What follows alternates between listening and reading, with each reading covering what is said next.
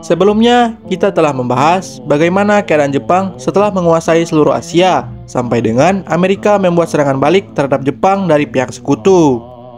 Pada akhirnya juga, Soviet pun ikut turun tangan untuk demi menyerang Jepang pada saat itu, yang membuat Jepang kewalahan dan bangkitnya para kolonialisme Inggris dan Belanda pada Asia Tenggara.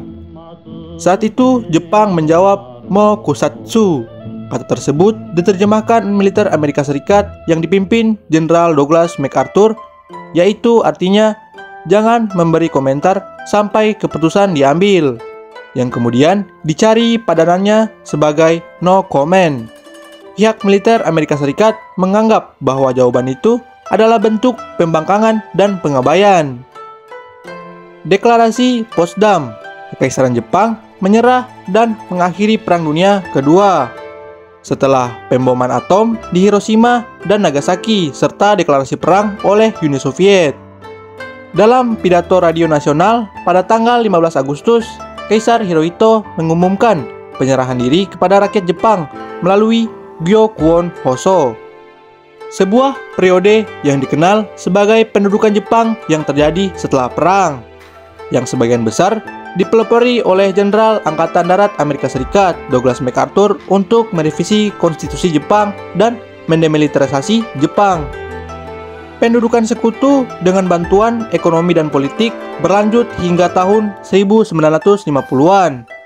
Pasukan sekutu memerintahkan Jepang untuk menghapus konstitusi Meiji dan menegakkan konstitusi Jepang, yang kemudian mengganti nama Kekaisaran Jepang menjadi Jepang pada tanggal 3 Mei tahun 1947. Jepang pada saat itu mengadopsi sistem politik berbasis parlemen, sedangkan kekaisaran berubah menjadi status simbolis saja. Jenderal Angkatan Darat Amerika Serikat Douglas MacArthur kemudian memuji pemerintahan baru Jepang yang ia bantu dirikan dan periode baru Jepang ketika ia akan mengirimkan pasukan Amerika ke Perang Korea. Bangsa Jepang sejak usainya perang mengalami reformasi terbesar yang tercatat dalam sejarah modern. Dengan kemauan yang terpuji, keinginan untuk belajar, dan kapasitas yang luar biasa untuk memahami mereka. Dari abu sisa perang, Jepang telah mendirikan sebuah bangunan yang didedikasi untuk supremasi kebebasan individu dan martabat pribadi. Dalam proses selanjutnya, telah tercipta pemerintahan yang benar-benar representatif dan berkomitmen terhadap kemajuan moralitas politik, kebebasan berusaha ekonomi, dan keadilan sosial. Secara politik, ekonomi, dan sosial, Jepang kini sejajar dengan banyak negara, bebas di dunia, dan tidak akan lagi kehilangan kepercayaan universal. Kesimpulannya, Jepang setelah Perang Dunia Kedua, setelah dibantai habis-habisan oleh pihak sekutu, Jepang mampu bangkit dan menjadi seperti negara yang semula. Hingga kini, Jepang menjadi negara yang setara dengan negara-negara yang maju. Terdapat tingkat imigrasi yang signifikan ke wilayah luar negeri Kekaisaran Jepang selama masa kolonial Jepang, termasuk Korea, Taiwan, Manchuria, dan Karafuto. Tidak seperti para imigran yang pergi ke Amerika, orang Jepang yang pergi ke koloni menempati posisi sosial yang lebih tinggi daripada yang lebih mudah pada saat mereka tiba. Pada tahun 1938, terdapat 309.000 orang Jepang di Taiwan. Pada akhir Perang Dunia Kedua, terdapat lebih dari 580.000 orang Jepang di Korea, dan lebih dari 2 juta orang di Tiongkok, yang sebagian besar adalah petani di Manchukuo. Berdasarkan sensus bulan Desember tahun 1939, jumlah penduduk Mandat Laut Selatan adalah 129.104 jiwa, di mana 77.257 jiwa diantaranya adalah orang Jepang.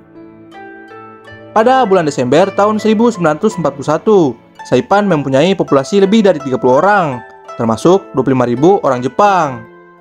Kemudian ada lebih dari 400.000 orang yang tinggal di Karafuto atau Stalin Selatan, ketika serangan Soviet dimulai pada awal Agustus tahun 1945.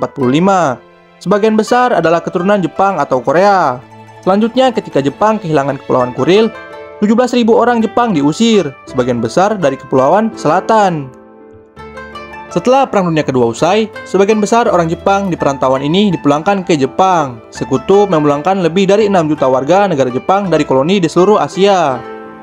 Di sisi lain, ada pula yang terpaksa tetap berada di luar negeri. Misalnya, seperti anak yatim piatu di Tiongkok atau tawanan perang yang ditangkap oleh tentara merah dan dipaksa bekerja di Siberia. Banyak pemimpin politik dan militer Jepang yang dihukum karena kejahatan perang di hadapan pengadilan Tokyo dan pengadilan sekutu lainnya di Asia. Namun semua anggota keluarga kekaisaran yang terlibat dalam perang seperti Kaisar Showa dikecualikan dari tuntutan pidana oleh Douglas MacArthur. Militer Jepang sebelum dan selama Perang Dunia Kedua melakukan banyak kekejaman terhadap personel sipil dan militer.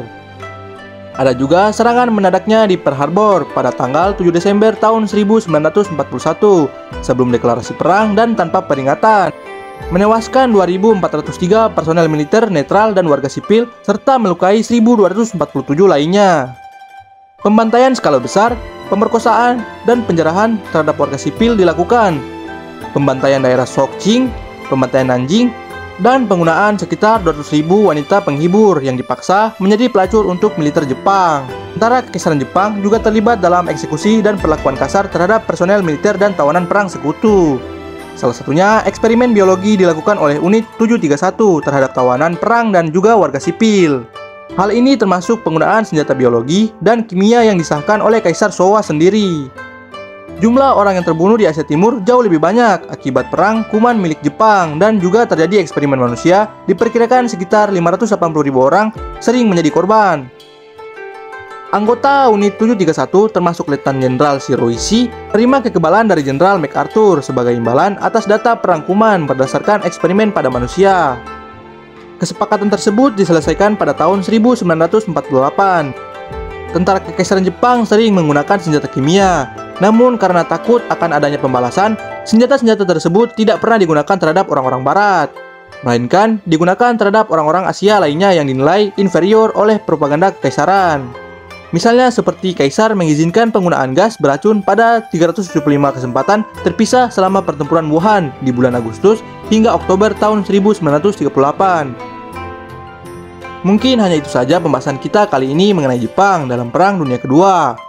Berawal dari Jepang yang kewalahan melawan Tiongkok ditambah dengan sanksi dan embargo oleh Amerika yang berujung membuat Jepang untuk menyerang Amerika dan sekutu Hindia Belanda Inggris di Asia Tenggara. Pada akhirnya, saking kewalahan Jepang terhadap keadaan perang di berbagai daerah, ekonomi yang tidak stabil dan pasukan yang berkurang membuat keadaan berbalik seketika, di mana sekutu mulai mengepung Jepang di berbagai daerah. Yang pada akhirnya terjadilah pengeboman Hiroshima dan Nagasaki oleh Amerika Serikat dan penyerangan Soviet ke Pulau Jepang. Pada video berikutnya, kita akan membahas mengenai Italia yang ikut serta dalam Perang Dunia Kedua. Terima kasih juga para Scoopers yang hingga saat ini masih mensupport channel kami. Selanjutnya, jangan lupa like, komen, dan share. Saya Mimin Ivan, pamit undur diri.